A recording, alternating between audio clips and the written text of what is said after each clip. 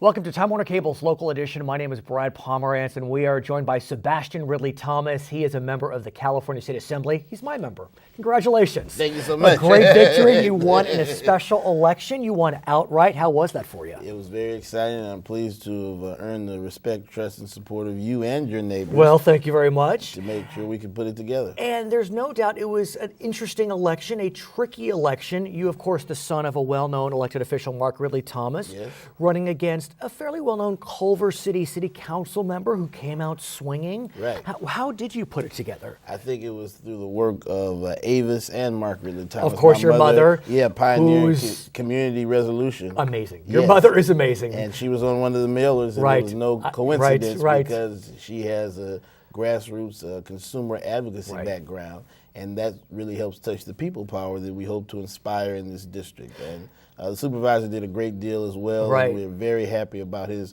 participation. He was our unofficial chairman, and we feel great about it. I have to admit, I emailed the supervisor, your father, upon seeing your victory. And of course, he shot it right back to you. He shot it right back. And there's something, I did the same thing with Gil Garcetti when Eric Garcetti won, and there's just something about seeing the child win. Chris Holden, of course, the son of Nate Holden, and exciting times indeed. So now you're in Sacramento. You have to pave your own way. Yes. So what are your goals? What are your aspirations? Well, it's to really dig in and focus on the work ahead. I've been assigned to my committees. Oh yeah, what are they? They are the Rules Committee, which deals with the administration of the House, the appropriations, which deals with the fiscal bills, health, which is health insurance, public health, docs, pharma, all that stuff. And what's interesting about your district, the district in which I live, is it's a really mixed district, not even just ethnically, but economically. Economically and geographically. That's true. It's large. Right. It's I think it's 20 from furthest point to furthest point, maybe 25 miles. And in Los Angeles, those are worlds apart. No doubt. So the southern and eastern tip is Western and 64th Street in the middle of South LA. Challenges. The northern and western tip is Westwood, almost to Bel Air, Sunset, and Beverly Glen. Not as many challenges. Well, other different challenges. Unique challenges, right? So you got traffic, homeowner issues, being a good neighbor with UCLA, and UCLA being a good neighbor with its residents there.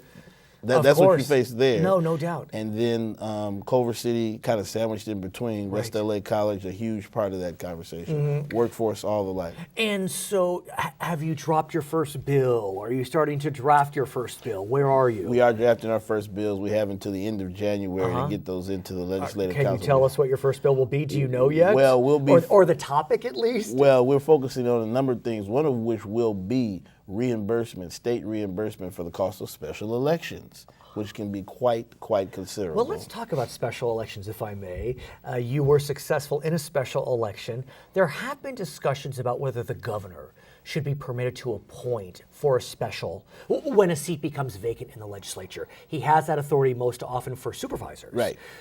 Do you think that may be something that should be considered? I think it's challenging because the question is there a public vetting process? I think a more appropriate measure would be to make sure that we have a staff that can take constituent concerns and that the public ultimately be able to decide. Because ultimately, obviously, if there was an appointment, there would have to be an election pretty quickly, especially with the Assembly. It's every 2 years. Right. But the Senate, it could be 3 years later. Right. So, that's the question. And at the LAUSD school board, we just had the same conversation. But the board has ultimately made the decision to go to special election so people can have a chance to voice their opinions. His name is Sebastian Ridley-Thomas, member of the California State Assembly. I'm Brad Pomerance. It's Time Warner Cable's local edition.